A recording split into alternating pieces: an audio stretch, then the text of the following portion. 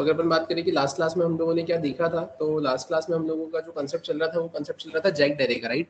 अभी जो जैक डेरे था उसमें आपने देखा था कि हम बोलते क्या है कि जिसमें आपके पास में नंबर ऑफ रोज तो फिक्स रहेंगी, लेकिन हर एक स्पेसिफिक रो के लिए जो नंबर ऑफ कॉलम्स रहेंगे वो वेरी कर सकते हैं, राइट। जैसा कि आपकी स्क्रीन पर आपको एग्जांपल दिख रहा है, ये एग्जांपल था हमारे लास्ट सेशन का जिसमें मैंने आपको स्टैटिक फ्रेम करके बताया था अपना जैक डेरे। लेकिन अब वहीं मैं बात करूं कि मुझे इसको जनरलाइज फॉर्म में करना है कि user n number of rose run time पर एंटर कर सकता है, तो फिर अब उस केस में आप क्या करेंगे, है ना। तो उस केस की अगर अपन बात करें तो अपन चलते हैं यहाँ पर, जैसा कि आपकी स्क्रीन पर आपको दिख रहा है, मैं यहाँ पर इसे सेव एज कर लेता हूँ और सेव एज करके मैंने यहाँ पे करा है एरे डेमो 4, राइट। अब यहाँ पर आ गए। अब यहाँ आने के बाद में अगर अपन बात करें अब हमें करना क्या है, तो सबसे पहले तो मुझे यहाँ पे क्या लिखना रहेगा, एरे डेमो 4, और उसी के साथ में मुझे लिखना रहेगा यहाँ पर इम्पोर्ट, ठीक है, Java dot यूटिल dot scanner, right. मैंने ऐसा लिखा। अब इसके बाद में अपन क्या करेंगे यहाँ पर, सिंपली तो मुझे यूजर से नंबर ऑफ रोज गेट करना रहेगी, तो what I need to do is I simply need to write और I simply need to create the object of scanner class. So here I am going to write scanner S C equals to new scanner, और यहाँ पर मैंने क्या mention कर दिया है, system dot in. इसके बाद में फिर मैंने लिखा है यहाँ पर system dot out dot print L N, और प्रिंट एल एन में मैंने यहाँ पे क्या कर दिया है, तो मैंने लिखा है एंटर नंबर, है ना, ऑफ रोज, ठीक है। आप यहाँ पर आए, यहाँ पर अगर आपने कितना लिख लिया है, आपने लिख लिया यहाँ पे रोज एस सी डॉट, आप क्या लिखेंगे यहाँ पे नेक्स्ट एंड, ठीक है। और यहाँ पर अगर फाइनली आपने क्या लिख लिया है, तो यहाँ पर आकर आपने लिख लिया है रोज। आपने यहाँ पे यूजर से रोज गेट कर लिया है। अब अगर अपन बात करें तो हमें करना क्या है यहाँ पर, तो हमें यहाँ पर हर एक स्पेसिफिक रो के रिस्पेक्ट में क्या गेट करना है, कॉलम गेट करना है, और फिर उसके बाद में एलिमेंट्स गेट करना है।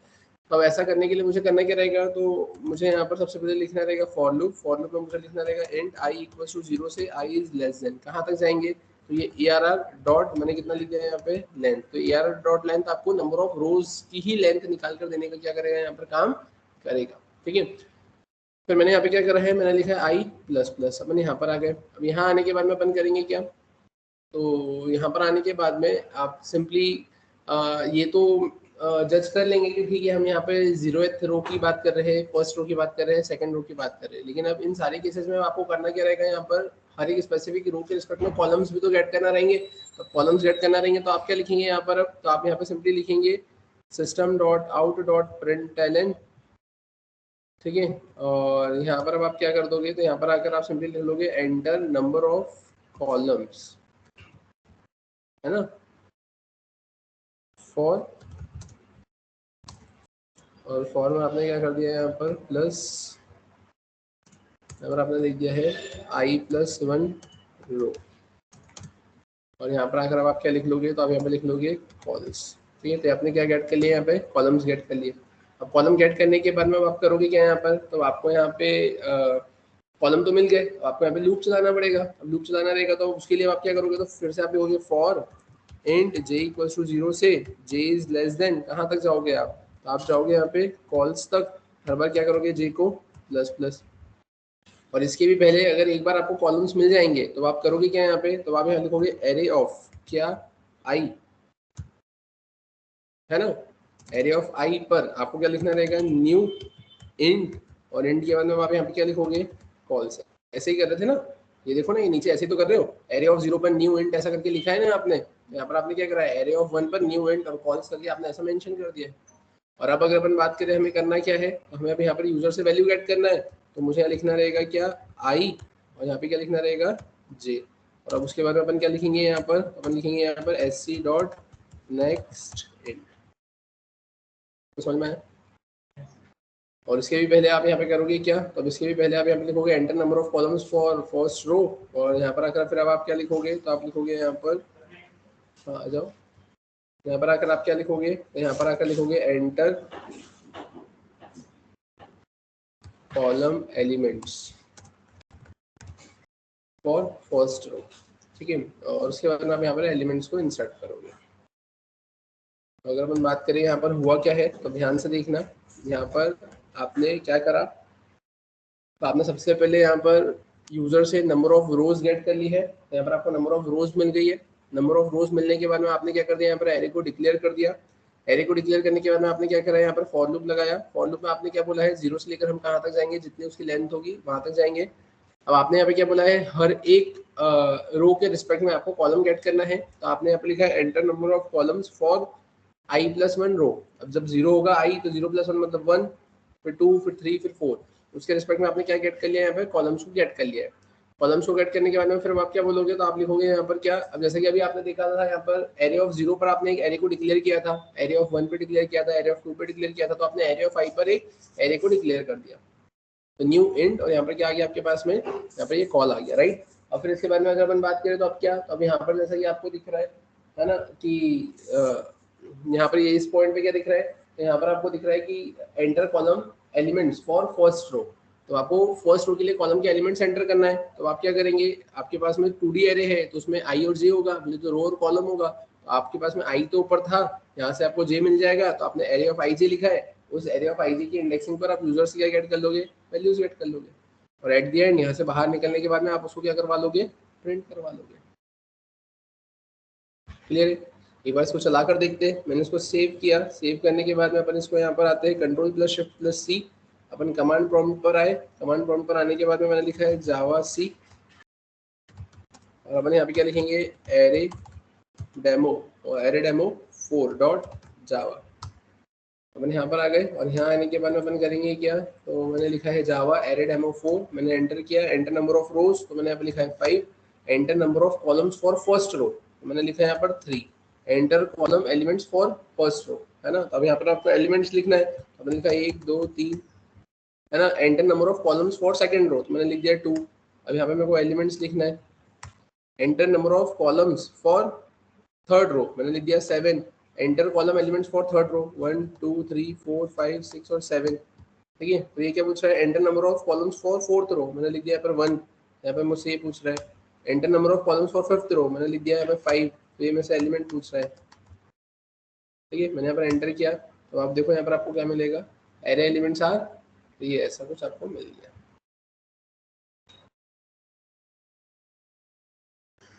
क्लियर है क्या, इसमें से कोई दिक्कत, ठीक है। तो ये ऐसा कुछ कंसेप्ट आपको यहाँ पर क्या करके रखा हुआ है, देखकर रखा हुआ।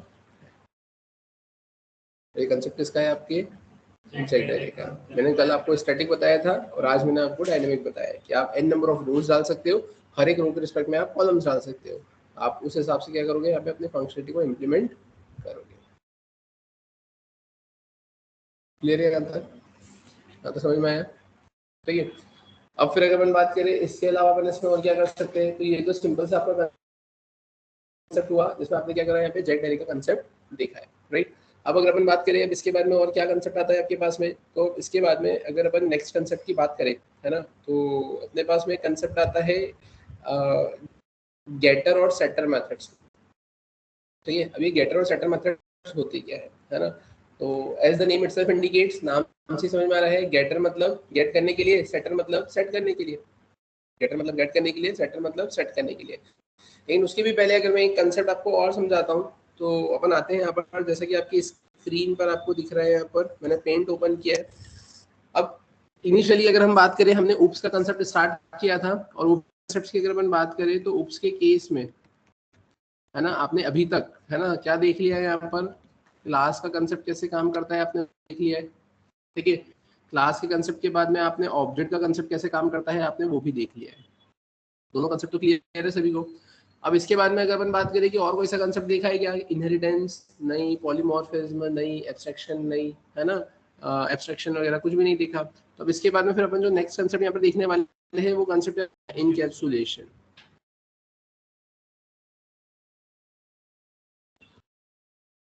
अब ये इनकैप्सुलेशन की अगर अपन बात करें कि इनकैप्सुलेशन होता क्या है, तो अगर अपन बात करें यहाँ पर आपने ये तो कवर कर लिया, ये भी कवर अप कर लिया, है ना। अभी आज के सेशन में अपन यहाँ पर इनकैप्सुलेशन भी कवर अप कर लेंगे। जैसे जैसे आप टॉपिक से आगे बढ़ते जा रहे हैं, उन्हीं के साथ में आप बहुत सारे कंसेप्ट भी पढ़ते जा रहे हैं, है ना। जैसे आपको दिस कीवर्ड का मैंने सारे 6 कंसेप्ट बताए थे, फिर मैंने आपको कंस्ट्रक्टर बताया था, कंस्ट्रक्टर चेनिंग बताया था, कॉपी कंस्ट्रक्टर, डिफॉल्ट कंस्ट्रक्टर, वो वाले कंसेप्ट्स मैंने आपको बताए थे। फिर उसके बाद में एरे ऑफ ऑब्जेक्ट मैंने आपको बता दिया, है ना। फिर मैंने आपको जेड एरे उसमें बता दिया, है ना। फिर अब उसके बाद में अपन क्या देखने वाले हैं, इनकैप्सुलेशन देखने वाले हैं। तो इनकैप्सुलेशन में मैं आपको सेटर मेथड का कंसेप्ट बता दूंगा। तो ये सारी चीजें आपकी इन सारे टॉपिक्स में क्या होते जा रहे हैं, कवर अप होते जा रहे हैं। तो अब अगर अपन बात करें कि ये इनकैप्सुलेशन मतलब बेसिकली होता क्या है, तो अगर अपन इनकैप्सुलेशन की बात करें तो अपन आते हैं यहाँ पर, ठीक है। तो अब से देखना है, यहाँ पर अपन बोलेंगे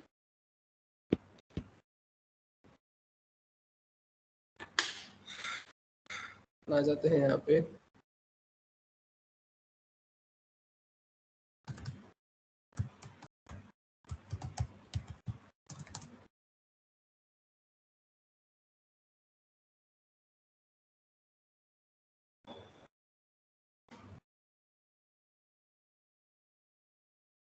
ठीक है, तो इसमें आप क्या बोलोगे, इनकैप्सुलेशन मतलब होता है क्या है, तो आप ऐसे बोलेंगे wrapping up of, है ना, wrapping up of data members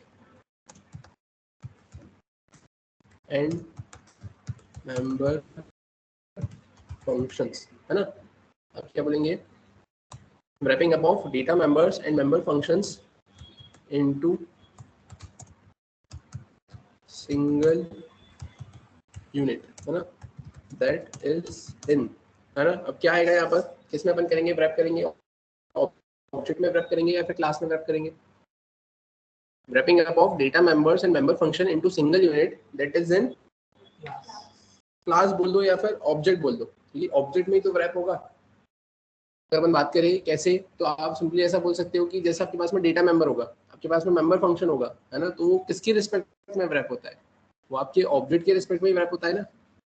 कि एक ऑब्जेक्ट होगा तो उसके रिस्पेक्ट में आपका रोल नंबर, नेम, परसेंटेज ये होगा, है ना। और वहीं अगर अपन बात करें कि एक कोई स्पेसिफिक फंक्शन बनाया है, तो वो भी तो ऑब्जेक्ट के रिस्पेक्ट में रैप हो रही है ना। आप क्या बोलेंगे, wrapping about data member and member function into single unit that is an object, है ना। Wrapping about data member and member function into single unit that is an object. ठीक है, रैप किसको, डेटा मेंबर्स को और member function को, किसमें, आपके सिंगल यूनिट में। ठीक है, अब अगर अपन बात करें कि इस चीज को आप किसमें बोलते हो, क्लास में भी बोलते थे, है ना, कि class consist of data members and member functions, है ना। तो फिर अब उस केस में और इस केस में डिफरेंस क्या है, तो उस केस में और इस केस में डिफरेंस ये है कि अब आप यहाँ पर ऐसा बोलोगे कि फॉर अचीविंग encapsulation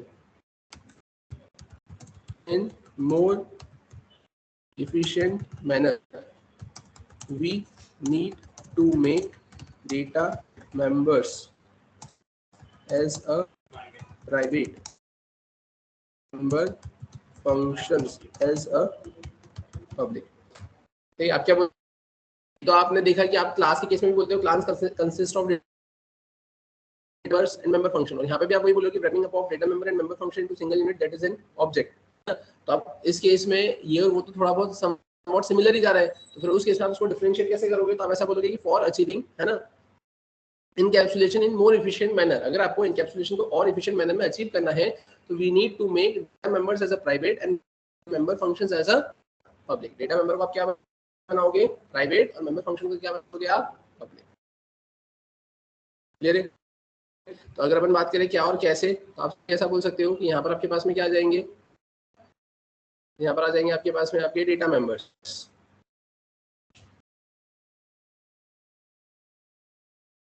ठीक है, यहाँ पर क्या आ जाएंगे आपके डेटा मेंबर्स। ठीक है, और यहाँ पर आप क्या बना लोगे, यहाँ पर आप बना लोगे आपके मेंबर फंक्शंस।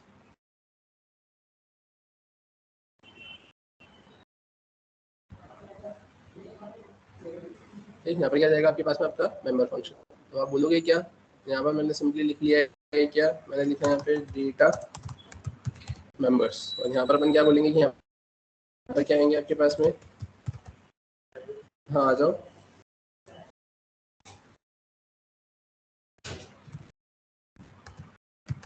Member functions. ठीक है, अब इसमें आप क्या बोलोगे, ये क्या कंसिडर होंगे आपके डेटा मेंबर्स, और ये क्या कंसिडर होंगे आपके मेंबर फंक्शंस। अब अगर मैं बात करूँ डेटा मेंबर्स में क्या आएगा, डेटा मेंबर्स में आप ऐसा बोल सकते हो कि इंट रोल नंबर, है ना, फ्लोट, परसेंटेज, ठीक है, स्ट्रिंग, नेम, ये डेटा मेंबर्स में आ जाएंगे। और मेंबर फंक्शन में क्या आएगा, आपने लिख दिया यहाँ पे वॉइड डिस्प्ले। ठीक है, यहाँ पर आपके पास में आप यहाँ पे जो भी लिखना चाहो वो चीज़ आ जाएगी, है ना। सिमिलरली आपने यहाँ पे क्या लिख दिया, आपने लिख दिया यहाँ पर वॉइड शो।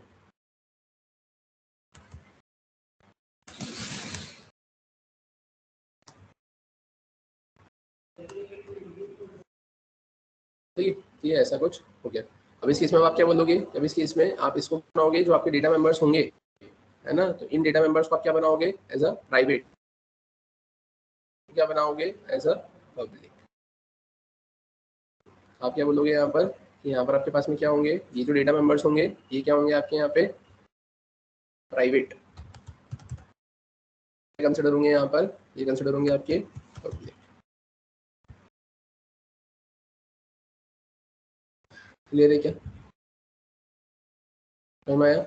और ये मेंबर फंक्शन जो पब्लिक होंगे, ये मेंबर फंक्शन यहाँ पे क्या कर पाएंगे, इन डेटा मेंबर्स को एक्सेस कर पाएंगे।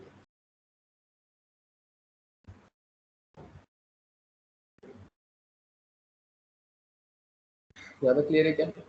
अगर किसी ने आपसे पूछा कि इनकैप्सुलेशन क्या होता है तो आप क्या बोलेंगे, wrapping up of data member and member function into single unit that is an object. ठीक है, रैप करके रखना है एक ऑब्जेक्ट में। ठीक है, for achieving encapsulation in more efficient manner, है ना, और एफिशिएंट मैनर में अगर आपको इनकैप्सुलेशन अचीव करना है तो we need to make data members as a private and member function as a public. आपने डेटा मेंबर को क्या बना दिया as a private, member function को क्या बना दिया पब्लिक, और सिर्फ वो जो क्लास के पब्लिक मेंबर फंक्शन होंगे वही उस डेटा मेंबर को एक्सेस कर पाएंगे, बाकी और कोई एक्सेस नहीं कर पाएगा। क्लियर है यहाँ तक, ये समझ में आया। ठीक है, यहाँ तो सभी को समझ में आया। ठीक है, तो अब अगर अपन बात करें इसके रिस्पेक्ट में अपन क्या देखने वाले हैं, तो इसके रिस्पेक्ट में अपन यहाँ पर एक एग्जांपल फ्रेम कर देखते हैं, है ना, जिसमें अपन क्या करेंगे, एक एग्जांपल में मैं यहाँ पर प्राइवेट डेटा मेंबर्स बनाऊंगा और मैं यहाँ पर अपना पब्लिक मेंबर फंक्शन बनाऊंगा। ठीक है, क्या और कैसे, है ना, तो वो अपन यहाँ पर समझते हैं। ठीक है, तो अपन आते हैं यहाँ पर, जैसे कि आपकी स्क्रीन पर आपको दिख रहा है, अपन यहाँ पर आ गए। एक सेकेंड अपन ओपन करते हैं, यहाँ पर VS कोड ओपन है ना। ठीक है, अपन यहाँ पर आए, मैं एक नया फोल्डर क्रिएट कर लेता हूँ, ओपन फोल्डर, और मैंने यहाँ पर लिख दिया है नए फोल्डर में 13। ठीक है, इनकैप्सुलेशन लिख दिया, और भी बहुत सारे कंसेप्ट इसके अंदर आ जाएंगे आपके पास में। ठीक है, अपन यहाँ पर आ जाते हैं। अब यहाँ पर आकर अपन करेंगे क्या, तो ध्यान से देखना, मैंने यहाँ पर एक नई फाइल क्रिएट करी है by the name demo1.java, right. जैसे कि आपको दिख रहा है यहाँ पर आपने एक नई फाइल क्रिएट कर ली है ना, किस नाम से, demo1.java से। अपन आ जाते हैं यहाँ पर, और इसके ऊपर एग्जांपल फ्रेम करने, तो मैं यहाँ पर आया, मैंने लिखा है program showing the concept of capsulation. ठीक है, ठीक है, अब यहाँ पर आए, यहाँ पर आकर अपन करेंगे क्या, तो क्लास में मैंने लिखा है यहाँ पर क्या, demo1। अब इसके बाद में अपन यहाँ पे क्या करेंगे, तो इसके अंदर मैंने लिखा है पब्लिक स्टैटिक वॉइड मेन, बोल सकते हैं अपन ऐसा। यहाँ पे मैंने क्या लिखा है, स्ट्रिंग args। क्लियर है। अपन अब यहाँ पे करेंगे क्या, तो मैंने सिंपली लिख लिया है इम्पोर्ट, मैंने लिखा है जावा डॉट, मैंने लिखा है यूटिल डॉट, मैंने लिखा है यहाँ पे स्कैनर। अपन यहाँ पर आए, यहाँ पर आकर मैं क्या करूँगा, scanner SC equals to new scanner. यहाँ पर क्या आ जाएगा आपके पास में, आप लिखोगे सिस्टम डॉट इन। अब यहाँ पे क्या बोलोगे, सिस्टम डॉट आउट डॉट क्या लिखोगे, हमें प्रिंट एलन, और प्रिंट एलन में आपने क्या लिख दिया है, यहाँ पर एंटर ईमेल ID। ठीक है, और यहाँ पर आ गए, मैंने यहाँ पे क्या लिखा है, स्ट्रिंग, मैंने लिखा है यहाँ पर email equals to SC dot next, और मैं यहाँ पे क्या लिख लूँगा, सिर्फ नेक्स्ट। ये ईमेल में तो स्पेस आता ही नहीं है ना। अपन आते हैं यहाँ पर, मैंने इसे कॉपी किया, कॉपी करके मैंने इसको पेस्ट किया, मैंने यहाँ पे लिख लिया है एंटर पासवर्ड। ठीक है, पासवर्ड में अपन क्या करेंगे, तो मैंने यहाँ पे लिख लिया है यहाँ पर आप क्या करोगे, पासवर्ड, यहाँ पर भी आप क्या लिख लोगे, SC डॉट नेक्स्ट ही लिखोगे। ठीक है, ये भी आ गया यहाँ पर आपके पास, तो ईमेल लिख लिया आपने, पासवर्ड लिख लिया, है ना, और उसके बाद में आप क्या लिख लोगे, एंटर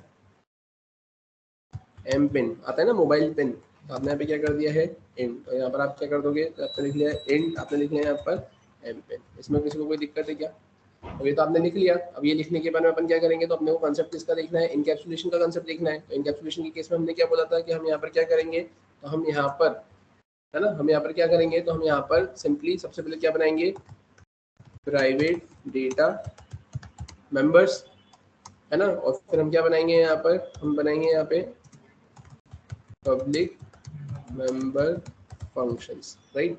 अपन आते हैं यहाँ पर, अब अपन यहाँ पर आए, तो यहाँ आने के बाद में मैं करूँगा क्या, तो मैंने यहाँ पे लिखा है सिंपली इंट, इंट में मैंने लिख लिया है क्या, एम पिन, एम पिन के आगे मैं क्या लगाऊंगा यहाँ पे, प्राइवेट।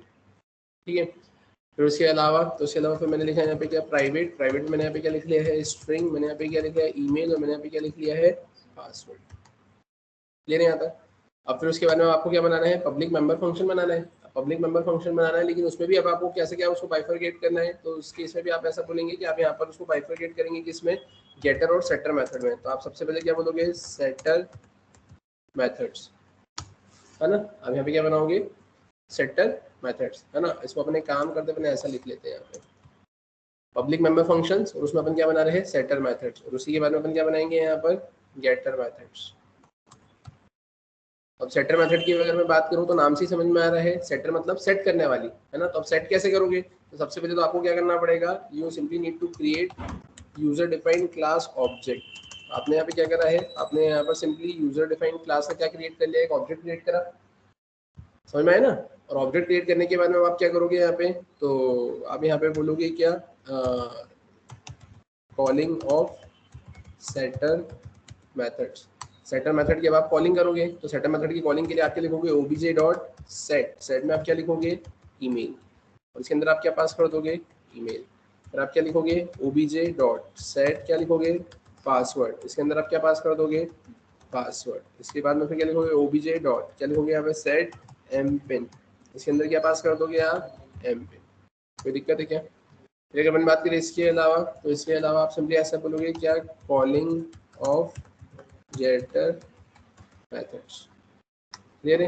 तो सबसे पहले तो अपन सेटर मेथड बना लेते हैं, है ना। तो सेटर मेथड बनाने के लिए मुझे करना क्या रहेगा, तो मुझे यहाँ पर आना रहेगा, मैंने क्या बोला, मुझे पब्लिक मेंबर फंक्शन बनाना है। What I need to write is public void set email, ठीक है। और अपन यहाँ पर आ गए, यहाँ पर आकर मेरे पास में आएगा क्या, तो मैंने लिखा है सिंपली स्ट्रिंग, मेरे पास में क्या आ गया यहाँ पर, ईमेल। अब इस ईमेल को मेरे को सेट करना है, तो मैं क्या करूँगा, this dot email equals to email. अब यहाँ पर अभी अगर अपन बात करें कि ये वैल्यूज को जो अपन सेट कर रहे हैं, करने को तो एक बार में ही मैं कर सकता हूँ, है ना, लेकिन अब अलग अलग करने से फायदा क्या होगा, तो अलग अलग करने से ये फायदा होगा कि जब आपको जो इंडिविजुअल वैल्यू को अपडेट करना है ना, सेट करना है ना, गेट करना है, तो आप इंडिविजुअली सिर्फ उसी वैल्यू से क्या करोगे, यहाँ पर ऑपरेशन परफॉर्म करोगे। अदरवाइज अभी क्या हो रहा था कि पूरे डेटा को एक साथ सेट करवा दिया, पूरे डेटा को एक साथ गेट करवा दिया। अब आपको चाहिए सिर्फ एक वैल्यू, आपके पास में जब आपने रजिस्ट्रेशन करा होगा तो आपने 50 वैल्यूज आपकी एंटर करी होगी, है ना, अलग अलग personal details, office details, health details, है ना, और फिर अदर डिटेल्स, है ना। तो ऐसा करते करते 50 फील्ड में डेटा लिखा। अब आपको डेटा को रिट्राइव करना है, आपको सिर्फ आपका सरनेम चाहिए, आपको सिर्फ ईमेल आईडी चाहिए, तो क्या मैं पूरा डेटा को फंक्शन से गेट करूंगा 50 डेटा और उसमें से सिर्फ एक फील्ड निकालूंगा क्या, नहीं। मैं तो सिर्फ किससे डील करूंगा, अगर मेरे को ईमेल से डील करना है तो मैं सिर्फ ईमेल वाले फंक्शन को कॉल करके ईमेल को वहां से गेट कर लूंगा। तो मैंने क्या करा यहाँ पर, मैंने वैसे ही ईमेल को सेट करवाया है। ईमेल को सेट करवाने के बाद में मैं किसको सेट करवाऊंगा यहाँ पर, तो सेट ईमेल, सेट पासवर्ड। यहाँ पर आकर अपन क्या करेंगे, अपन लिखेंगे यहाँ पे पासवर्ड।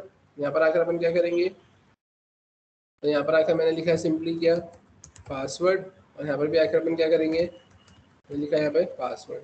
अपन यहाँ पर आया, मैंने इसे कॉपी किया, कॉपी करके मैंने यहाँ पे इसको पेस्ट किया। यहाँ पे मैंने क्या लिखा है, सेट, सेट में मैंने क्या लिख दिया है, M pin.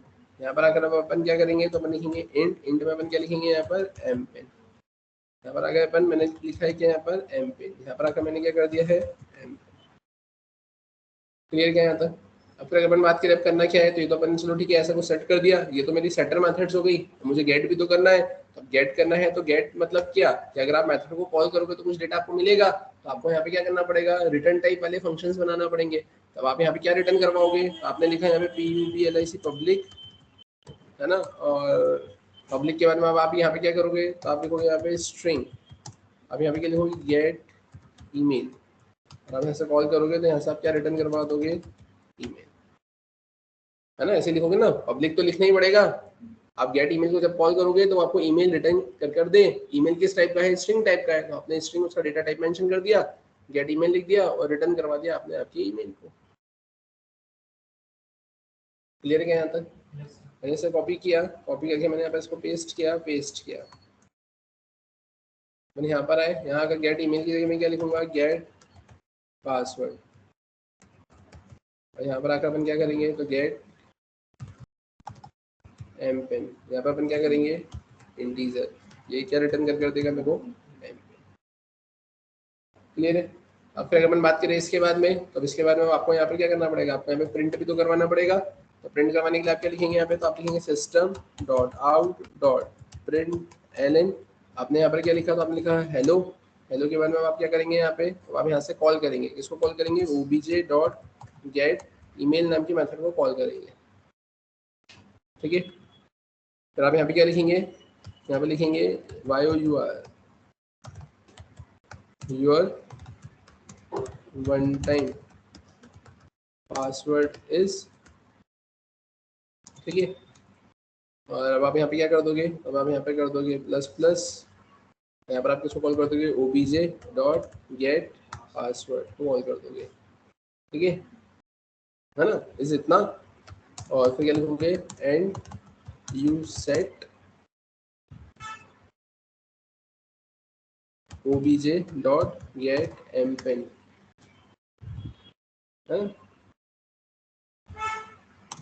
As your mpin। Clear है यहाँ तक, मैंने ऐसा कुछ मेंशन कर दिया। अब देखते हैं अपन यहाँ पर कैसे क्या आउटपुट मिलेगा। तो अपन आते हैं यहाँ पर, यहाँ आने के बाद में अपन करेंगे क्या, तो मैंने स्क्रीन को क्लियर किया। सबसे पहले तो मैं यहाँ से बाहर निकला, यहाँ से बाहर निकलने के बाद में मैंने क्या करा, CD मैंने लिखा 13 एस्ट्रिक, मैंने यहाँ आ गए। तो यहाँ पे मैं क्या लिखूंगा, जावा सी, मैंने लिखा यहाँ पर demo1.java, मैंने इसे कंपाइल किया। कंपाइल करने के बाद मैं क्या करूँगा, इसे यहाँ पे रन करूँगा। रन करने में मैंने एंटर किया, एंटर ईमेल आईडी मैंने लिखा यहाँ पर andrew@gmail.com, एंटर पासवर्ड मैंने लिखा andrew@123, एमपिन मैंने कितना लिख दिया यहाँ पर, तो मैंने लिख दिया यहाँ पर 7777, ठीक है। मैंने एंटर किया तो क्या लिखा हुआ है देखो, hello andrew@gmail.com, your one time password is इतना एंड यू सेट इतना एज योर एमपिन।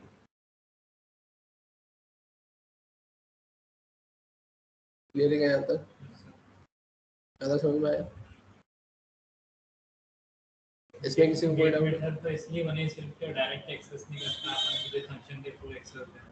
हाँ ना, क्योंकि अब आप अगर उसको ऐसा एक्सेस करना चाहते हो, लाइक अगर आप बोलो कि अब ये मेरे पास में ऑब्जेक्ट है ना, अगर मैं यहाँ पर ऐसा प्रिंट करवाऊँ system.out.println, ठीक है। अपन यहाँ पर आ गए, मैंने लिखा यहाँ पर mpin, यहाँ पर आकर मैंने क्या करा, कॉमा नहीं प्लस, और मैं यहाँ पे क्या लिखूंगा, obj.mpin। अगर मैंने यहाँ पर ऐसे लिखने की कोशिश करी, है ना, तो अब देखते हैं यहाँ पे प्रिंट होगा कि नहीं होगा, क्योंकि जो प्राइवेट है वो आपके सेम क्लास के अंदर ही है।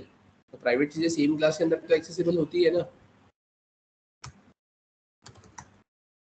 अपन यहाँ पर आए, मैंने इसे कंपाइल किया, सक्सेसफुली कंपाइल हुआ, ठीक है। मैंने यहाँ पे लिखा, ठीक है, प्राइवेट चीजें सेम क्लास के अंदर तो ऐसे एक्सेसिबल हो जाएगी, राइट। और इसमें आपने करा क्या है यहाँ पे, तो ध्यान से देखना, यहाँ पर आपने सिंपली उस ऑब्जेक्ट से mpin को कॉल किया है, क्लियर है। लेकिन अगर अब मैं ऐसा कुछ करने की कोशिश करूँ, कैसा, कि जैसे अभी तक अपन जो करते हुए आ रहे थे ना, अभी तक अपन करते हुए ऐसा आ रहे थे ना, कि मैंने एक क्लास क्रिएट करी, मैंने यहाँ पे लिखा है डेमो, और अपन फिर क्या करेंगे, तो मैंने यहाँ लिखा है पब्लिक स्टैटिक वॉइड मेन, तो मैंने यहाँ पे लिख दिया क्या, स्ट्रिंग। एक काम करते हैं, यहाँ तक तो सभी को समझ में आया ना, ये तो सभी को क्लियर है ना। अपन अब करेंगे क्या यहाँ पर, तो मैंने यहाँ पर बोला कि ठीक है, ये तो मेरा एग्जांपल था, मैंने इसको सेव किया। सेव करने के बाद में मैं क्या करूँगा यहाँ पर, तो मैंने यहाँ पर इसकी एक कॉपी क्रिएट कर ली, मैं आ गया demo2 पर। मैंने यहाँ पर क्या करा है, मैंने लिखा है यहाँ पर demo2, और यहाँ पर अपना ऑब्जेक्ट जो बनाएंगे वो बनाएंगे demo2 का, यहाँ पे भी बनाएंगे अपन demo2 का, राइट। अब मैंने यहाँ पे क्या किया है, तो मैंने यहाँ पर ये प्राइवेट डेटा मेंबर्स ऐसे लिख के रखे हुए हैं, है ना, और ये पब्लिक मेंबर फंक्शन भी मैंने ऐसे लिख के रखे हुए हैं। और रही बात यहाँ पर किसकी, डेटा को सेट करने की, है ना, तो मैंने क्या करा यहाँ पर, तो मैंने यहाँ से एक काम किया,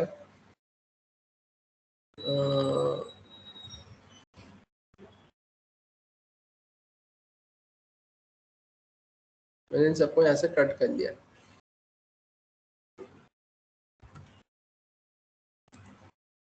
तो समझ में आया मैंने क्या किया, मैंने यहाँ पर क्या कर लिया, मैंने यहाँ पे क्लास demo2 लिखा, उसके अंदर मैंने प्राइवेट डेटा मेंबर लिख के रखे हुए हैं, है ना। तो मैंने क्या करके रखा हुआ है यहाँ पर, तो मैंने यहाँ पे सेटर मेथड्स बना के रखी है इसमें, और फिर मैंने क्या करा है यहाँ पर, मैंने यहाँ पे गेटर मेथड्स बना के रखी हुई है ना।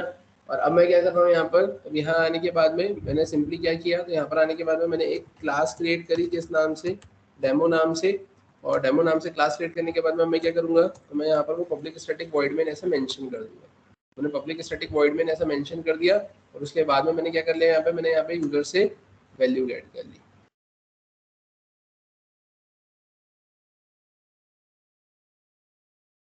इसमें किसी को कोई दिक्कत है क्या?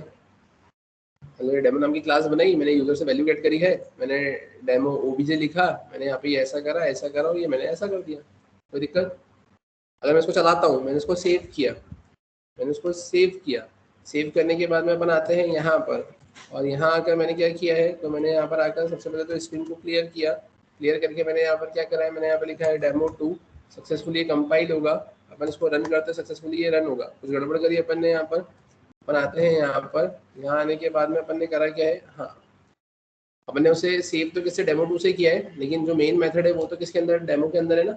आपने उसको एंटर किया, आपने यहाँ पे लिखा है क्या, andrew@gmail.com, हमने लिखा पासवर्ड 123, एमपिन 1234, ये तो सब कुछ आपको मिल गया, जो चल नहीं था कंपाइल होने में वो डेमो 2 से हुआ और चला डेमो 2। फाइल नाम से आप उसको कंपाइल करते हो और क्लास के नाम से आप उसको चलाते हो, ठीक है। अब ये तो मैंने ऐसा लिखा, अब मैंने क्या करा यहाँ पर, तो मैंने जो ऑब्जेक्ट बनाया था तो मैंने यहाँ से इसको हटा दिया, मैंने इसको बोला कि इसको भी अपन चलाकर देख लेते हैं, मैंने इसको सेव किया, मैं यहाँ पर आया, मैंने स्क्रीन को क्लियर किया, अपन यहाँ पर आया, मैंने यहाँ पर इसे कंपाइल किया। अब देखो यहाँ पे क्या बोल रहा है, empin has private access in demo 2, मतलब इससे कुछ समझ में आया कि अगर आपने जो क्लास बनाई है उसमें अगर प्राइवेट डेटा मेंबर्स है तो उस प्राइवेट डेटा मेंबर को आप डायरेक्टली एक्सेस कर सकते हो। जैसे आपने उस क्लास में obj.mpin से उसको एक्सेस किया तो वो एक्सेस हुआ और वो वहाँ पे प्रिंट हुआ। लेकिन अगर अपन बात करें किसी दूसरी क्लास में जाकर, अब अगर मुझे पुरानी क्लास के प्राइवेट डेटा मेंबर को अगर एक्सेस करना है तो क्या मैं एक्सेस कर सकता हूँ क्या? तो मैं एक्सेस नहीं कर सकता। तो बट अब मेरे को तो एक्सेस करना है, तो फिर उस केस में ही आप यहाँ पे किसका कंसेप्ट यूज करते हो, आप यहाँ पर आपके गेटर और सेटर मेथड का यूज करते हो कि अगर आपको आपकी क्लास के प्राइवेट डेटा मेंबर को अगर यूज करना है तो फिर उस केस में आप यहाँ पे गेटर और सेटर मेथड से डील करते हो।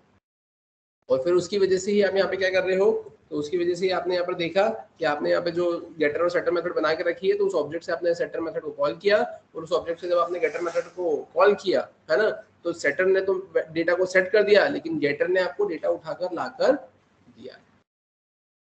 जैसे गेटर और सेटर से अपन एक्सेस कर सकते हैं डाटा, तो प्राइवेट बनाने का क्या नहीं, तो अब ये तो आपको बनाना ही पड़ेगा ना। जैसे कहने का मतलब सिंपल सा ये है कि आपने प्राइवेट इसलिए बनाया है ताकि उसको बाहर से कोई एक्सेस ना कर सके, है ना, बट वो तो आपको करना ही पड़ेगा ना। अगर आप उसको एक्सेस नहीं करोगे तो आप डेटा को सेट कैसे करोगे बताओ।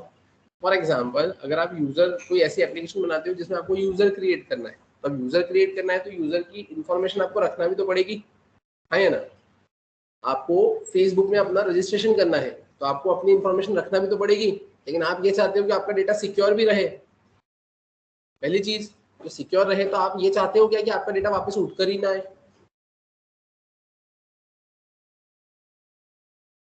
आप क्या चाहते हो, फेसबुक में अगर आपने अपने आप को रजिस्टर किया तो आप ये चाहते हो कि आप अपने आप को रजिस्टर करो, तो रजिस्टर करने के लिए फंक्शनलिटी बनाना पड़ेगी। आप ये चाहते हो कि आपका डेटा सिक्योर रहे, तो सिक्योर के लिए भी फंक्शनलिटी लगाना रहेगी। और आप ये चाहते हो कि जब आपको आपका डेटा देखना है तो आप वो डेटा को एक्सेस भी कर सको। तो कहने का मतलब है आपको एक्सेस करने की फंक्शनलिटी भी रखना है, आपको उस पर सिक्योरिटी भी प्रोवाइड करना है, और आपको आपके डेटा को प्राइवेट भी रखना है। तो इन सारे ही केसेस में तो आपको ये कंसेप्ट लगाना ही पड़ेगा ना। आपको ऐसी फंक्शनलिटी बनाना पड़ेगी कि जिसमें आप डेटा को एक्सेस भी कर सको और डेटा को रिट्राइव भी कर सको। बट अब वो डिपेंड करेगा कि कैसे, मतलब कि आपने एक क्लास बना दी जिसमें आपने आपके डेटा को सेट करा तो वो प्राइवेट हो गया। अब डायरेक्टली कोई उस क्लास को एक्सेस करेगा तो वो एक्सेस नहीं कर पाएगा। अगर आपको कहीं और से उसको एक्सेस करना है तो पहले आपको उसका ऑब्जेक्ट बनाना पड़ेगा। आप उसका ऑब्जेक्ट बनाओगे और ऑब्जेक्ट बनाने के बाद में आप गेटर या फिर सेटर मेथड की हेल्प से ही उसके डेटा को गेट या फिर सेट कर सकते हैं। और अगर आपको और ज़्यादा सिक्योरिटी प्रोवाइड करना है तो अगर जैसे फॉर एग्जांपल आप बैंकिंग एप्लीकेशन से डील करते हो, आपने अपना अकाउंट नंबर या आपने अपना अकाउंट बनाया, अब अकाउंट नंबर चेंज थोड़ी होता है।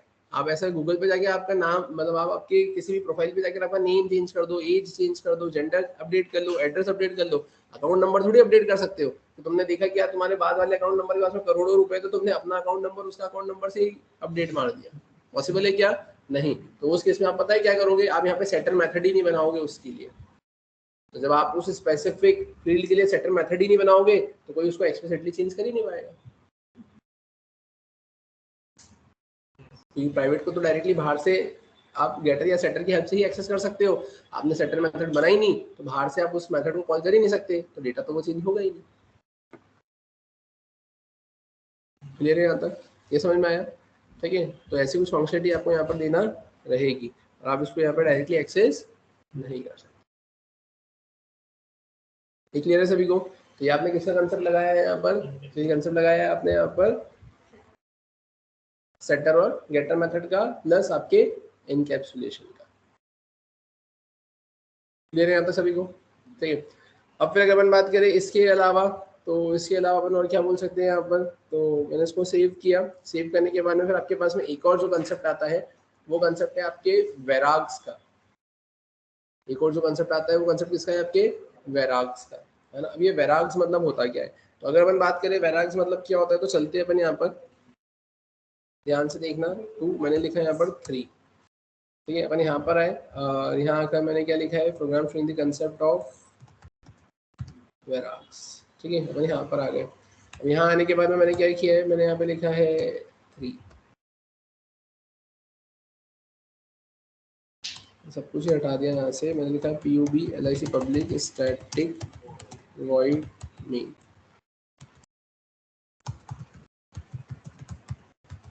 ठीक है। अपन यहाँ पर आ गए, इसमें किसी को कोई दिक्कत है क्या? अब यहाँ आने के बाद में मैंने क्या कराया? तो मैंने सिंपली यहाँ पर डेमो3 नाम की क्लास का क्या क्रिएट कर दिया? एक ऑब्जेक्ट। कर सकते हैं ना अपन ऐसा? मैंने डेमो3 का एक ऑब्जेक्ट क्रिएट किया और इससे मैंने क्या करा है? obj.test नाम की मेथड को कॉल किया, और टेस्ट नाम की मेथड को कॉल करने के बाद में मैं क्या करूंगा? तो मैंने यहाँ पर क्या पास किया? मैंने 1,2 पास किया। मैंने इसे कॉपी किया, मैंने उसको पेस्ट किया, मैं यहाँ पर आया, मैंने 1,2,3 पास किया, मैंने 1,2,3,4 को पास किया। अगर अब मैं ऐसा लिखता हूँ तो मुझे करना क्या पड़ेगा? मुझे सबके लिए अलग अलग कंस्ट्रक्टर नहीं, फंक्शन बनाना पड़ेंगे। टेस्ट नाम से मेरे को 3 फंक्शन बनाना पड़ेंगे, क्योंकि एक चीज हमेशा याद रखना कि फंक्शन की कॉलिंग तभी होती है जब उसकी रिक्वायरमेंट फुलफिल होती है। फंक्शन की कॉलिंग तभी होती है जब उसकी रिक्वायरमेंट फुलफिल होती है।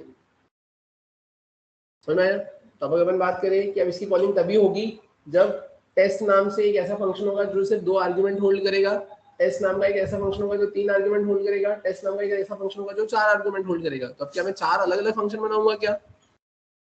नहीं। तो फिर अब उस केस में मैं क्या करूंगा? तो उस केस में मैं यहाँ पर आया, मैंने यहाँ पे लिखा वॉइड, वॉइड में मैं क्या लिखूंगा? यहाँ पर टेस्ट, और वॉइड में टेस्ट लिखने के बाद में अपन क्या करेंगे? यहाँ पे लिखेंगे इंट, और इंट में मैंने क्या करा? यहाँ पर 1 2 3 डॉट लगा के क्या लिख दिया? यहाँ पर VARARGS। आपको जो नाम लिखना है वो लिखो, मैंने वैराग से लिख दिया। क्लियर है यहाँ तक? तो अब अगर अपन बात करें कि यहाँ पर ये जो मैंने ऐसा लिखा है ना, तो ये क्या करेगा? तो ये इन वेरिएबल, है ना, नंबर ऑफ आर्गुमेंट्स को होल्ड करेगा और इंटरनली क्या क्रिएट करेगा? एक एरे क्रिएट करेगा। और अब अगर अपन यहाँ पर देखना चाहे तो आप देख सकते हो, आप यहाँ पे लिखोगे system dot out dot print L N, और प्रिंट एल एन में आपने क्या लिख दिया? यहाँ पर आपने लिखा है नंबर ऑफ ARGUMENTS आर्ग्यूमेंट्स, और आप यहाँ लिखोगे प्लस, आप लिखोगे यहाँ पे वेराग्स डॉट लेंथ। और अब अगर आपको इसको प्रिंट भी करवाना है तो आप क्या लिखोगे यहाँ पर? तो प्रिंट करवाने के लिए आप लिखोगे यहाँ पर सिंपली अपना फॉर लूप, है ना, और फॉर लूप में आप क्या कर देना है? यहाँ पर आप लिख लेना वेराग्स।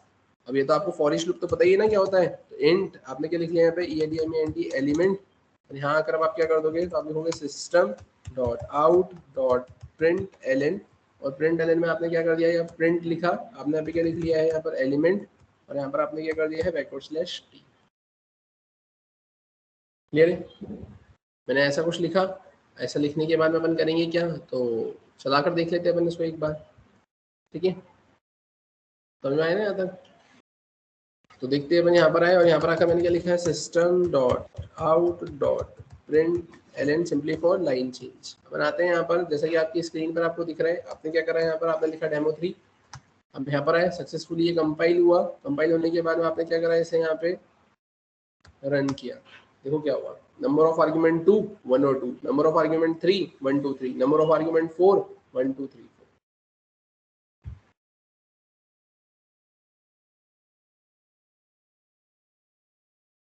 क्लियर है क्या यहाँ तक?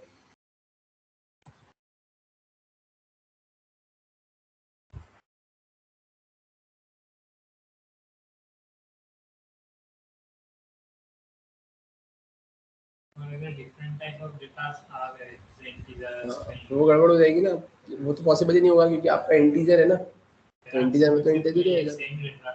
आपने ही लिखा है ना ऊपर, आप वेराक्स इंटीजर का बनाओ तो इंटीजर डेटा, फ्लोट का बनाओ तो फ्लोट डेटा, कैरेक्टर का बनाओ तो कैरेक्टर का डेटा, ठीक है। वहीं अगर आप ऐसा बोल रहे हो कि अगर कोई दूसरा टाइप का डेटा आ गया तो अपन कैसे मैनेज करेंगे, पहली चीज। और दूसरी चीज, अगर आपको मैनेज करना भी है तो एक चीज हमेशा याद रखना कि जो ये वेराग्स होगा, है ना, ये हमेशा फंक्शन कॉलिंग में आखिरी आर्ग्यूमेंट ही होगा। ये वेराग्स हमेशा आखिरी आर्ग्यूमेंट ही होगा। कैसे? आप देखो, आपने यहाँ पे क्या करा, आपने इसको सेव एज किया, आप यहाँ पर आए, आपने इसको लिखा है 4, राइट। आप यहाँ पर आए, आपने लिखा है इसे 4, आपने यहाँ पर आकर क्या करा है 4, आप यहाँ पर आए, अब आपने यहाँ पे क्या लिख दिया, आपने यहाँ पर लिख दिया है क्या, एंड्रे, ठीक है। आपने ये ऐसा लिख दिया, तो अब उस केस में क्या होगा, तो मुझे यहाँ पर ऐसा लिखना रहेगा क्या, स्ट्रिंग नेम। समझ में आया? अब आप बोलोगे कि सर एक काम करते, इस वेराक्स के बाद में अपन लिख देते कुछ, तो इसके बाद में आप कुछ भी नहीं लिख सकते।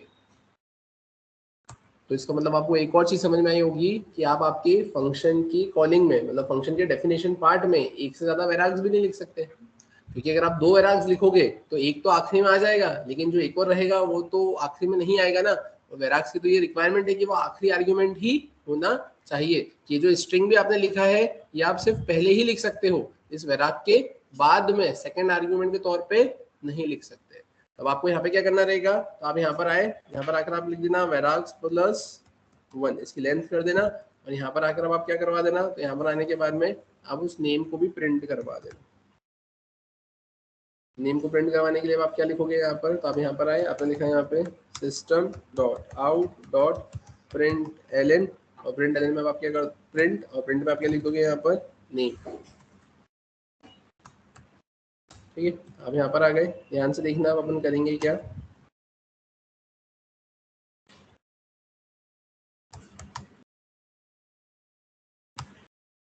गड़बड़ करी क्या, हाँ 4 था ना, ठीक है। तो ये देखो, number of arguments 3, Andrew Anderson 1 और 2, number of arguments 4, Andrew Anderson 1 2 और 3, number of arguments 5, Andrew Anderson 1 2 3 और 4। अलग अलग नाम भी आप प्रिंट करवा सकते हो, आपके ऊपर डिपेंड करेगा आप यहाँ पर क्या लिखते हो।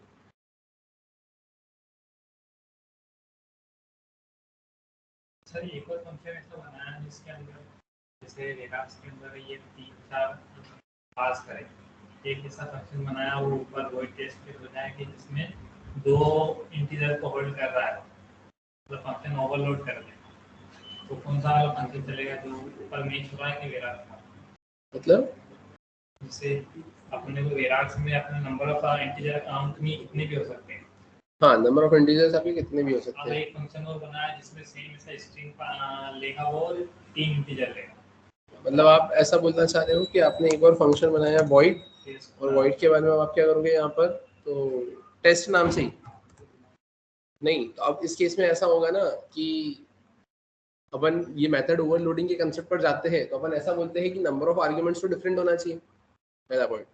दूसरे पॉइंट में बोलते हैं कि नंबर ऑफ आर्ग्यूमेंट्स अगर सेम होते हैं तो आपको डेटा टाइप डिफरेंट रखना पड़ेंगे। तो आप इसको यहाँ पे डेटा टाइप डिफरेंट रखोगे तभी पॉसिबिलिटी बन पाएगी, और डेटा टाइप डिफरेंट अगर रख दिया, नहीं रखा तो एरर ही है ना। Same number of argument with same data type, same नाम के एक से ज्यादा फंक्शन काम नहीं करेंगे। तो फंक्शन ओवरराइडिंग क्या होता है? वो तो अलग ही हो जाता है, वो तो डिफरेंट क्लासेस में चले जाता है ना, पढ़ेंगे वो ओवरराइडिंग अपन। ये कंसेप्ट सभी को समझ में आया क्या? इसमें किसी को कोई दिक्कत है क्या? पक्का सभी को समझ में आया? ठीक है। अब फिर अगर अपन बात करें इसके बाद में, तो अब इसके बाद में आपके पास में जो नेक्स्ट कंसेप्ट आता है, तो वो कंसेप्ट है आपका कमांड लाइन आर्ग्यूमेंट का। कमांड लाइन आर्ग्यूमेंट मैंने आई थिंक नहीं बताया था, है ना। अब ये कमांड लाइन आर्ग्यूमेंट क्या होता है, तो अपन वो कंसेप्ट देखते हैं, ठीक है। ये वेराक्स का कंसेप्ट आई थिंक सभी को क्लियर है ना। अब इसके बाद में जो नेक्स्ट कंसेप्ट है, वो कंसेप्ट किसका है आपका, तो वो कंसेप्ट है आपका कमांड लाइन आर्ग्यूमेंट, ठीक है। तो चलते हैं अपन यहाँ पर, जैसा कि आपकी स्क्रीन पर आपको दिख रहा है, अपन यहाँ पर आए, मैंने लिखा program showing the concept of command line argument. ठीक है, अब ध्यान से देखना अपन करेंगे क्या। ये तो सारी चीज़ें मैंने हटा दी, मैंने यहाँ पर सिंपली लिखा है क्लास डेमो 5। अपन यहाँ पर आए, मैंने लिखा है पब्लिक स्टैटिक वॉइड मेन। यहाँ पर आकर मैंने क्या करा है, मैंने यहाँ पर लिखा है स्ट्रिंग args। कोई दिक्कत? अब अगर अपन बात करें अब क्या, public static void main string args, मैंने ऐसा कुछ लिखा है। अब कमांड लाइन आर्ग्यूमेंट बेसिकली होता क्या है, तो कमांड लाइन आर्ग्यूमेंट मतलब नाम से समझ में आ रहा है, कमांड लाइन मतलब जहां आप लिखोगे कमांड उसी लाइन में आपको देना होंगे आर्ग्यूमेंट। कमांड लाइन आर्ग्यूमेंट मतलब क्या है, जिस लाइन में आप लिखोगे कमांड्स उसी लाइन में आपको देना होंगे आर्ग्यूमेंट्स। तो ठीक है, आपने उसी वो कमांड लिखी, कमांड वाली लाइन में आपने दे दिया आर्ग्यूमेंट्स। तो अब ये आर्ग्यूमेंट्स जाएंगे किसके पास में, तो ये आर्ग्यूमेंट्स जाते हैं आपकी मेन मेथड के पास में। तो आप ऐसा बोलेंगे कि if you want to take arguments for main method at run time, then in that case we are going to use the concept of command line argument. कि ये कमांड लाइन आर्ग्यूमेंट आपकी मेन मेथड के लिए arguments को gate करने का काम करते हैं रन टाइम पर। मतलब कैसे, तो आप देखो यहाँ पर आपने यहाँ पे क्या लिखा है, आपने लिखा है यहाँ पर system dot out dot print Elon, और आपने यहाँ पे लिखा है क्या, नंबर ऑफ आर्ग्यूमेंट्स। और अब आप यहाँ पे क्या करोगे, आप यहाँ पे सिंपली लिखोगे कि अब देखो रन टाइम पर जब आप जो कमांड लाइन आर्ग्यूमेंट से वैल्यू गेट करोगे ना, तो वो किस में जाता है, इस स्ट्रिंग args में जाता है। क्योंकि याद हो तो मैंने आपको बोला था ना कि ये रिप्रेजेंट किसको करता है, कमांड लाइन से आने वाले आर्ग्यूमेंट्स को होल्ड करके रखने का काम करता है। क्योंकि यही तो काम करता है, बाकी और कहाँ काम करता है। तो आप यहाँ पे क्या लिखोगे, आप यहाँ पे सिंपली लिखोगे क्या, args डॉट, आप यहाँ पे क्या लिखोगे, लेंथ। अब इसको चला कर देखो, जैसा कि आपकी स्क्रीन पर आपको दिख रहा है। अपन यहाँ पर आए, मैंने लिखा है यहाँ पर डेमो 5, मैंने एंटर किया। अपन यहाँ पर आए, यहाँ पर आने के बाद मैंने लिखा डेमो 5, मैंने करा एंटर। नंबर ऑफ आर्ग्यूमेंट्स कितने हो गए, 0। अब मैं यहाँ पर आया, मैंने क्या लिखा देखो, हेलो, मैंने लिखा 1 2 3, मैंने लगा दिया यहाँ पर हैश, मैंने लगा दिया 23.34। मुझे नंबर ऑफ आर्ग्यूमेंट्स कितने मिल गए, 4। क्यों, क्योंकि ये हेलो 1 हो गया, ये 2 हो गया, ये 3 हो गया और ये 4 हो गया। तो आप बोलोगे सर ये सब कैसे आ गया, इंटीजर भी आ गया, फ्लोट भी आ गया, सिंबल भी आ गया, सब कैसे आ गया। तो आपने तो स्ट्रिंग डेटा टाइप लिख के रखा है ना, ये सब इंटरनली क्या कंसिडर हो रहे हैं, स्ट्रिंग कंसिडर हो रहे हैं, डबल कोट्स में कंसिडर हो रहे हैं। क्लियर है क्या यहाँ तक,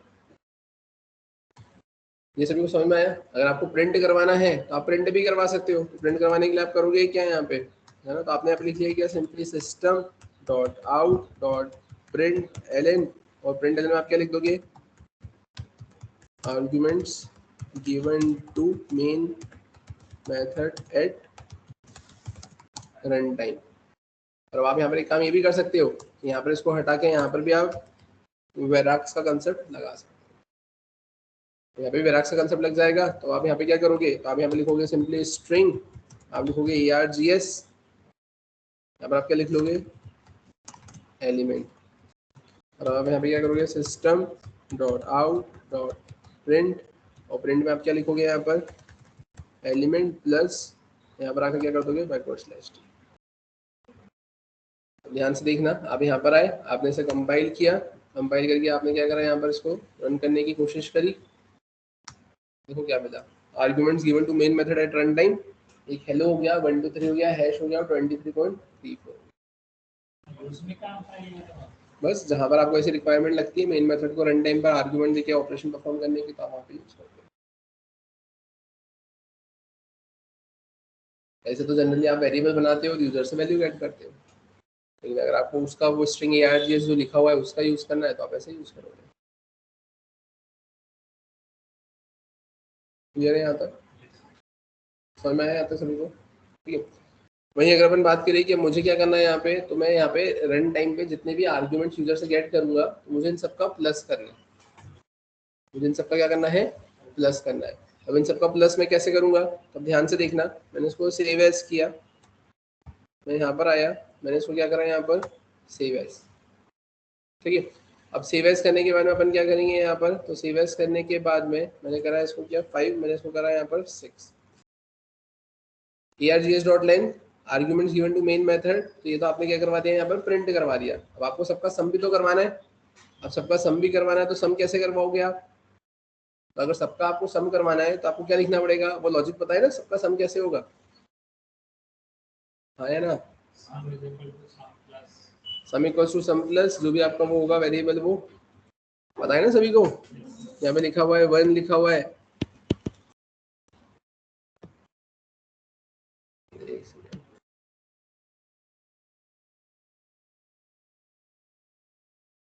आपने पुराने क्वेश्चंस अगर सॉल्व किए होंगे तो उन पुराने क्वेश्चंस में आपने देखा होगा, है ना, कि अगर सम करना है तो अपन कैसे क्या लिखते हैं, है ना।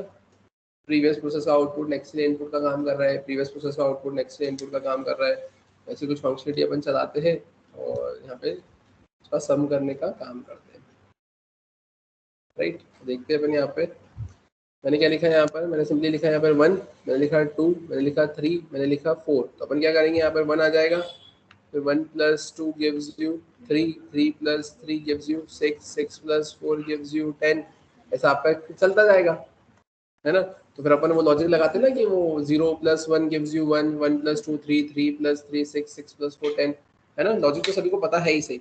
अपन आते हैं यहाँ पर, यहाँ आने के बाद में मैंने क्या करा, तो मैंने सिंपली यहाँ पर एक वेरिएबल को डिक्लेयर कर दिया, मैंने लिख लिया इंट सम, और सम को मैंने 0 से इनिशियलाइज कर लिया, और सम को 0 से इनिशियलाइज करने के बाद में मैं क्या लिख लूँगा यहाँ पे, तो मैंने लिख लिया है यहाँ पर sum equals to sum plus, अपन क्या लिख लेंगे, तो सम प्लस जो एलिमेंट आएगा वो, और फाइनली अपन क्या कर देंगे यहाँ पे system dot out dot print Elon, और प्रिंट एलन में मैं क्या कर दूंगा यहाँ पर, तो मैंने लिख दिया यहाँ पर सम, और सम के बाद में अपन क्या प्रिंट करवा देंगे यहाँ पर सम।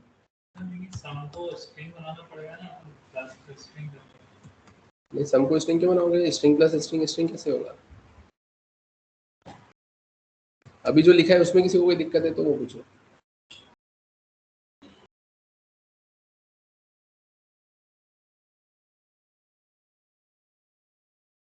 क्लियर है यहाँ तक? प्लस हो जाएगा क्या? स्ट्रिंग है ना, सारे एलिमेंट जो आ रहे हैं सारे तो स्ट्रिंग है ना, तो फिर क्या करोगे? तो सम को स्ट्रिंग बनाना। सम को स्ट्रिंग कैसे बनाओगे? स्ट्रिंग प्लस स्ट्रिंग कहाँ होती है, कॉन्केट होता है ना, तो आपको कॉन्केट थोड़ी करना है, आपको तो प्लस करना है ना। प्लस होगा कैसे? तो वही तो मैं पूछ रहा हूँ कैसे होगा। या सर ये हो सकता है कि सर उसकी जो वो एसआई वैल्यू है वो प्लस हो जाए। कैसे प्लस होगा, करके देखा है क्या? अगर हवा में तीर क्यों मारा, कैसे होगा, वही तो मैं पूछ रहा हूँ ना। तुम बोल के छोड़ दोगे तो मैं थोड़ी इम्प्लीमेंट करूंगा, बताओ क्या दिक्कत आएगी? डेटा टाइप्स डिफरेंट होंगे, है ना। डिफरेंट डेटा टाइप्स क्यों होंगे, क्योंकि आपने जो लिखा हुआ है सम वो है इंटीजर, और एलिमेंट में जो आ रहा है वो क्या आ रहा है, स्ट्रिंग आ रहा है, राइट। तो अगर अपन देखें यहाँ पर, है ना, अपन आते हैं यहाँ पर आने के बाद में मैंने स्क्रीन को क्लियर किया, क्लियर करने के बाद में मैंने इसे कंपाइल किया, है ना। कंपाइल तो सक्सेसफुली हो गया। मैं यहाँ पे वैल्यू देने गया तो वैल्यू में मैंने यहाँ पे चलो ठीक है लिखा भी सही 1 2 3 4 और 5, मैंने एंटर किया तो अभी देखो ये क्या प्रिंट हुआ, अपना 5 ही था या कौन सा था, 6 था। और वापस से आते हैं यहाँ पर, मैं यहाँ पर आया, मैंने लिखा यहाँ पर 6, ठीक है। अब देखो यहाँ पे क्या दे दिया, string can not be converted to int, string int में कन्वर्ट नहीं होगा। तो फिर अब उस केस में क्या होगा, तो मेरे को एक चीज तो ये समझ में आ गया कि जो स्ट्रिंग है वो इंटीजर में कन्वर्ट नहीं हो रहा है। तो फिर अब आपको क्या करना पड़ेगा, एक्सप्लिसिटली, है ना। यहाँ पर आप क्या लिखोगे, आप यहाँ पे सिंपली लिखोगे इंटीजर डॉट पार्स इंट, और उसके अंदर आप क्या पास करोगे, इस एलिमेंट में। इंटीजर क्या होती है, आपकी क्लास होती है, पार्स इंट उसकी मेथड होती है, और वो एक्सप्लिसिटली, है ना, स्ट्रिंग में से इंटीजर को एक्सट्रैक्ट करती है। जहां उसको दिख रहा है कि ये स्ट्रिंग है लेकिन इस स्ट्रिंग के अंदर है आपका नंबर, तो वो उसमें से उसको एक्सट्रैक्ट कर लेगी, कुछ नंबर है और कुछ एरर दे देगा, वो गलत ही है, वो पॉसिबल ही नहीं होगा, ठीक है। तो अगर अपन बात करें यहाँ पर क्या, कि अगर आप उस एलिमेंट के अंदर स्ट्रिंग और नंबर लिखते हो और उसमें से एक्सट्रैक्ट करने की कोशिश करते हो तो ऐसा पॉसिबल नहीं है, वो एरर ही है। अगर यहाँ पे सिर्फ डबल कोट्स में आपकी स्ट्रिंग है ना, और जिसके अंदर आपका नंबर ही है एग्जैक्टली, तो उस केस में वो नंबर को वहां से निकाल कर आपको देने का काम करेगी। नहीं, स्पेस भी थोड़ी कंसिडर होगा, ठीक है। वो स्पेस तो वो टर्मिनेट करने के लिए 1 स्पेस 2 स्पेस 3 हो तो आपको देना ही पड़ेगा। अगर आप 1 2 3 4 दे दोगे तो वो सिर्फ एक ही नंबर कंसिडर होगा। ठीक है, तो आप यहाँ पे इसको सेव करोगे, आप यहाँ पर आए, यहाँ पर आकर आपने स्क्रीन को क्लियर किया, क्लियर करने के बाद में आप यहाँ पर आए, आपने यहाँ पे क्या करा है, आपने लिखा है यहाँ पर 6। अब यहाँ आकर अब आप क्या करोगे, आपने यहाँ पे लिख लिया है कितना 6, number of arguments 5, arguments given to main method at run time 1 2 3 4 5, और उसका सम कितना आ जाएगा 50।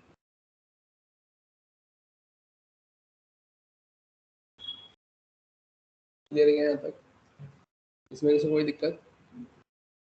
ठीक है, देख लो भले एक बार।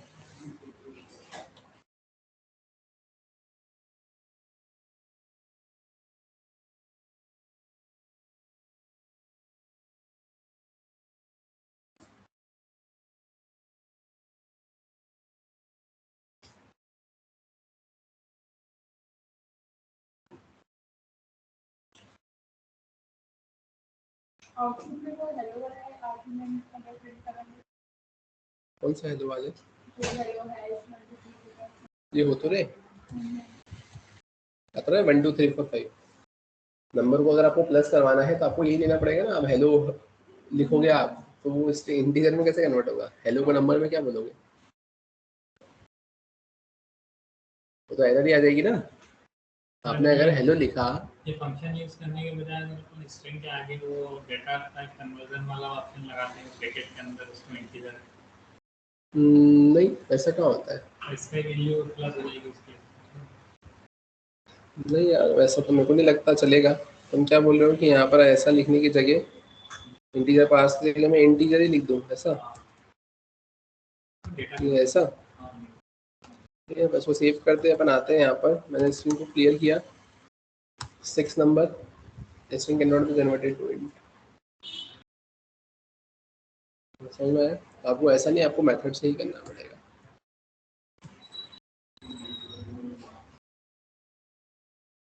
ठीक है,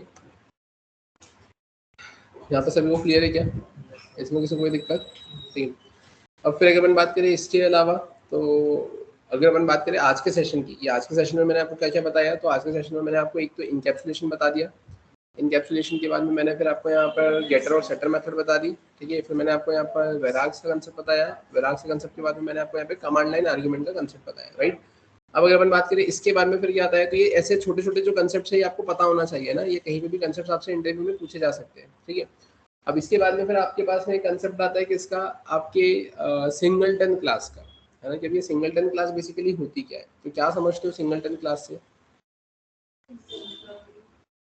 सिंगलटन क्लास, ये सिंगलटन क्लास सिंपली एक कंसेप्ट होता है आपके डिजाइन पैटर्न्स का, है ना। बहुत सारे डिजाइन पैटर्न्स होते हैं, है ना। एक फैक्ट्री पैटर्न होता है ना। एक सिंगलटन डिजाइन पैटर्न होता है, तो ये उसका पार्ट है ना।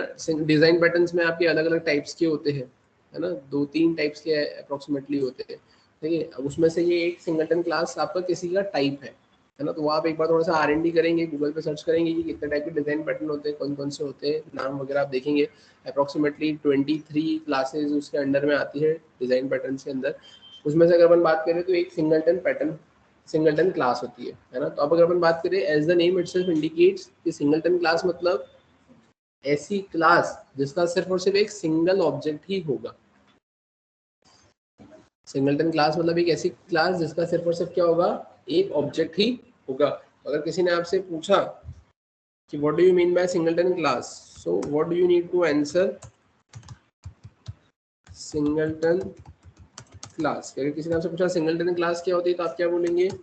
आप बोलेंगे singleton class is a class which can have only one object at a time, है ना।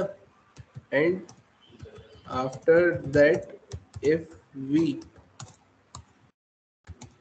try to create new object then the new reference variable also points out the previously created object।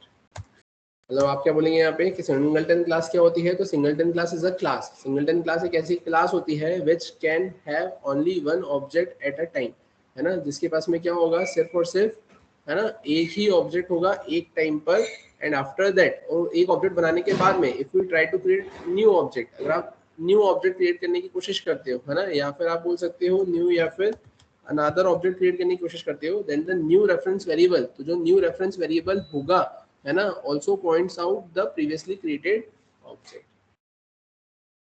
अगर आप यहाँ पे एक और नया object बनाने की कोशिश करते हो, तो उस केस में जो रेफरेंस वेरिएबल होगा वो प्रीवियसली जो क्रिएट हुआ है ऑब्जेक्ट, है ना, उसको ही पॉइंट आउट करेगा,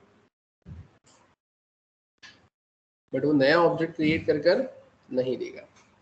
तो अब अगर अपन बात करें क्या और कैसे, तो आप ऐसा बोल सकते हो कि for making any class as a singleton class, है ना, for making any class as a singleton class, you needs to follow these two steps, है ना, आपको ये दो स्टेप्स फॉलो करना पड़ेगी। सबसे पहली स्टेप क्या रहेगी, मेक कंस्ट्रक्टर प्राइवेट। आपको क्या बनाना पड़ेगा, कंस्ट्रक्टर को प्राइवेट बनाना पड़ेगा। अगर आपने आपकी क्लास के अंदर आपके कंस्ट्रक्टर को प्राइवेट बना दिया, तो आप उस क्लास का ऑब्जेक्ट उस क्लास के बाहर से नहीं बना सकते। जैसे अगर अपन बात करें जो सिस्टम नाम की जो क्लास आप यूज करते हैं ना, सिस्टम डॉट प्रिंटलन, वो सिस्टम नाम की क्लास के अंदर प्राइवेट कंस्ट्रक्टर बना हुआ है। तभी तो आपने देखा होगा पूरी जावा पढ़ लो आप, लेकिन सिस्टम नाम की क्लास का ऑब्जेक्ट नहीं बना सकते।